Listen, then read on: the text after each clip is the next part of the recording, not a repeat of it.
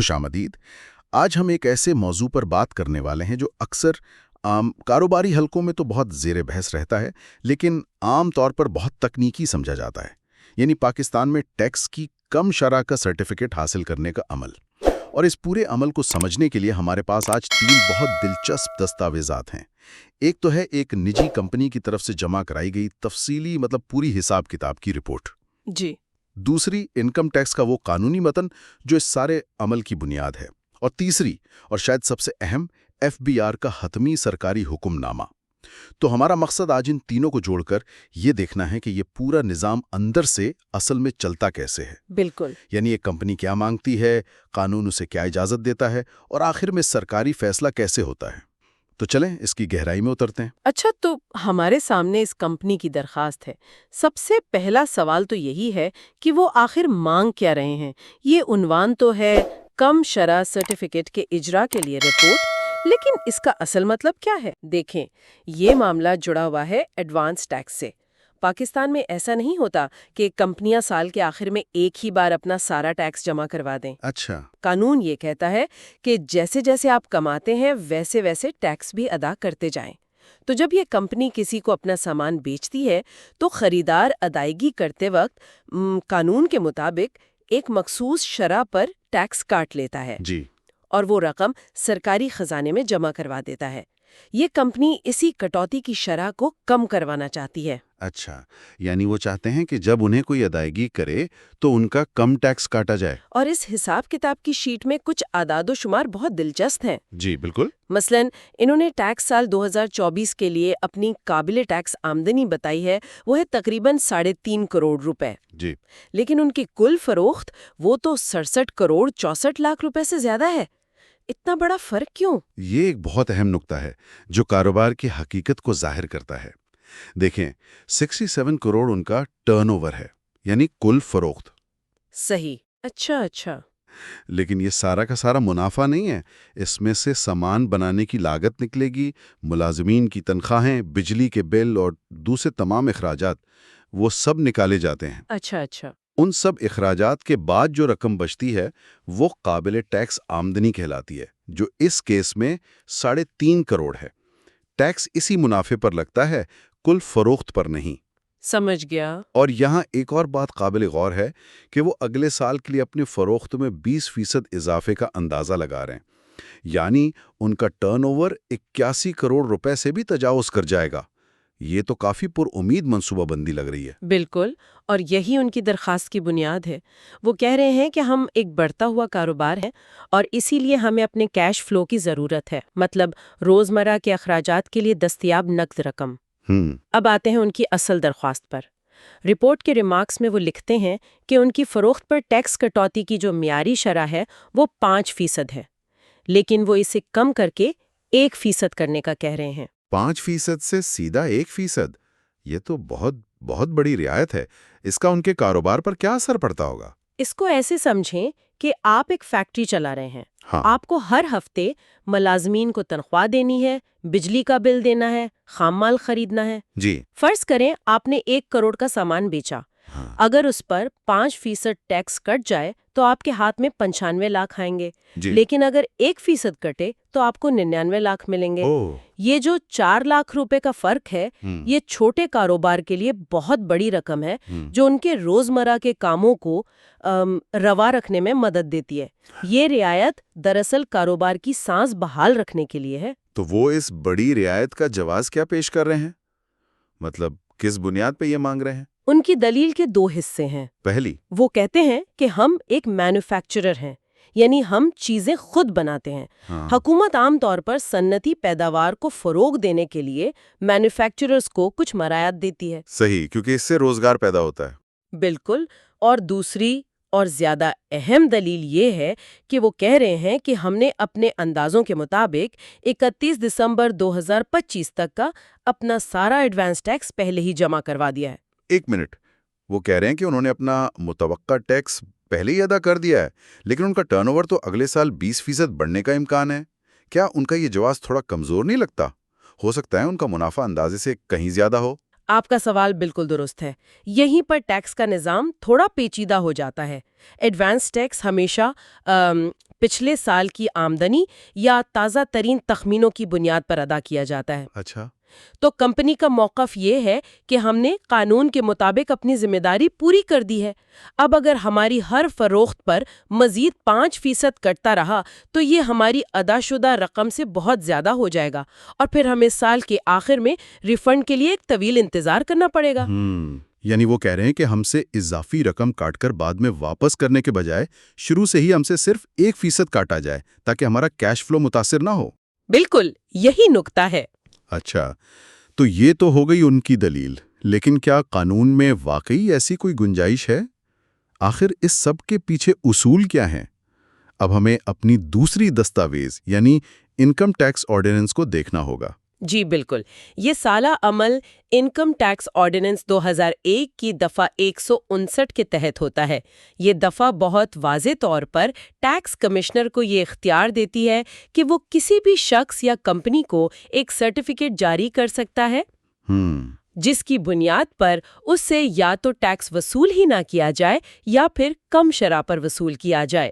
اس کی شرط صرف یہ ہے کہ کمشنر مطمئن ہو کہ درخواست دہندہ کی کل آمدنی پر ٹیکس یا تو بنتا ہی نہیں ہے یا پھر کم شرح پر بنتا ہے۔ تو یہ کوئی چور دروازہ نہیں بلکہ ایک باقاعدہ قانونی طریقہ کار ہے۔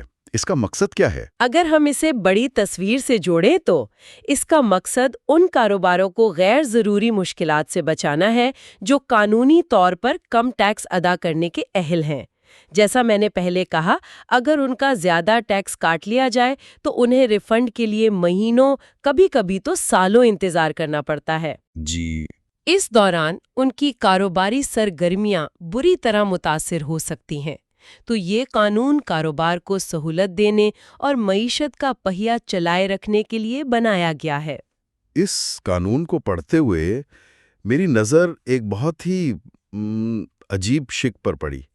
اس میں لکھا ہے کہ اگر کوئی کمپنی آن لائن درخواست جمع کراتی ہے اور کمشنر 15 دن کے اندر اس پر کوئی فیصلہ نہیں کرتا جی تو ایف بی آر کا سسٹم، جسے آئرس کہتے ہیں، جی خود بخود وہ سرٹیفکیٹ جاری کر دے گا۔ کیا میں یہ صحیح سمجھ رہا ہوں؟ یہ تو بہت بڑی بات ہے۔ آپ بالکل صحیح سمجھ رہے ہیں۔ یہ اس قانون کا ایک بہت ہی دلچسپ اور اہم پہلو ہے۔ اسے ڈیمڈ اپروول یا خودکار منظوری کہا جا سکتا ہے۔ واہ! یہ دراصل کاروباری اداروں کو دفتری تاخیر اور وہ جو کہتے ہیں نا سرخ فیتے سے بچانے کے لیے ایک حفاظتی اقدام ہے۔ مقصد یہ یقینی بنانا ہے کہ اگر کوئی اہل درخواست دہندہ ہے تو اس کا کام محض انتظامی سستی کی وجہ سے نہ رکے۔ لیکن کیا اس کا غلط استعمال نہیں ہو سکتا؟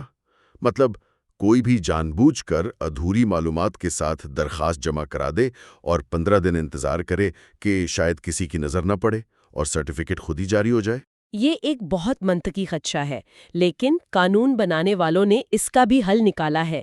یہ کوئی مستقل لوپ ہول نہیں ہے۔ اچھا؟ قانون کمشنر کو یہ اختیار بھی دیتا ہے کہ وہ بعد میں اس خودکار طور پر جاری کیے گئے سرٹیفکیٹ کا جائزہ لے سکتا ہے، اور اگر جائزے کے بعد اسے لگے کہ درخواست دہندہ اس رعایت کا اہل نہیں تھا تو وہ تحریری طور پر وجوہات بتا کر اور کمپنی کو صفائی کا موقع دے کر اس سرٹیفکیٹ کو منسوخ بھی کر سکتا ہے۔ تو یہ ایک طرح کا سیفٹی والو ہے تاکہ سسٹم کی سستی کی وجہ سے کاروبار نہ رکیں، لیکن ساتھ ہی ساتھ نگرانی کا اختیار بھی موجود ہے۔ بالکل، یہ کارکردگی اور نگرانی کے درمیان ایک توازن قائم کرنے کی کوشش ہے۔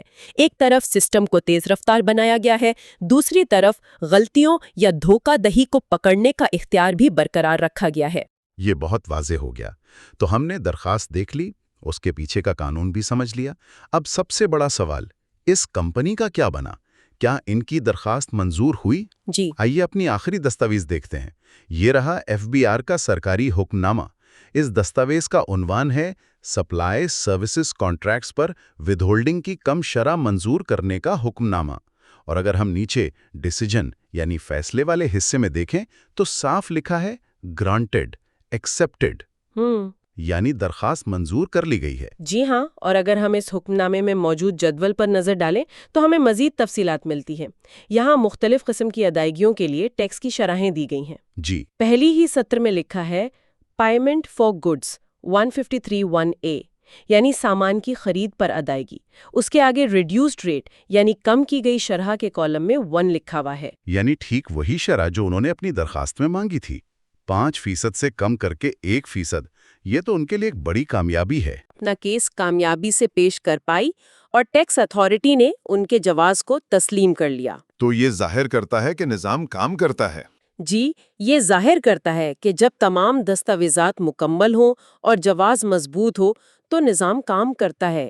ایک کمپنی نے قانونی طریقہ کار کے تحت درخواست دی، اپنی مالی تفصیلات پیش کیں اور قانون کے مطابق انہیں وہ رعایت مل گئی۔ اچھا، لیکن اس حکم نامے میں یہ بھی لکھا ہے کہ یہ سرٹیفکیٹ تو صرف 31 دسمبر 2025 تک کارآمد ہے۔ اس کا کیا مطلب ہے؟ یہ کوئی ہمیشہ کے لیے رعایت نہیں ہے؟ نہیں، اور یہ نقطہ اس پورے عمل کو سمجھنے کے لیے بہت اہم ہے۔ یہ کوئی مستقل استثناء نہیں ہے۔ یہ سرٹیفکیٹ ایک مخصوص مدت کے لیے کارآمد ہوتا ہے جو عموماً ٹیکس سال کے اختتام تک ہوتی ہے۔ اچھا، اس کا مطلب ہے کہ کاروبار کو یہ عمل باقاعدگی سے دہرانا پڑتا ہے۔ اگلے سال انہیں دوبارہ اپنی مالی حالت اور تخمینوں کی بنیاد پر نئی درخواست دینی ہوگی۔ تو اس کا مقصد یہ یقینی بنانا ہے کہ حالات بدلنے پر رعایت کا غلط استعمال نہ ہو؟ بالکل، ہو سکتا ہے اگلے سال کمپنی کا منافع بہت زیادہ بڑھ جائے یا قانون میں کوئی تبدیلی آ جائے، اس لیے ہر سال دوبارہ جائزہ لیا جاتا ہے۔ یہ ٹیکس اتھارٹی کے لیے ایک چیک اینڈ بیلنس کا کام کرتا ہے اور اس بات کو یقینی بناتا ہے کہ رعایت صرف ان کو ملے جو واقعی اس کے اہل ہیں۔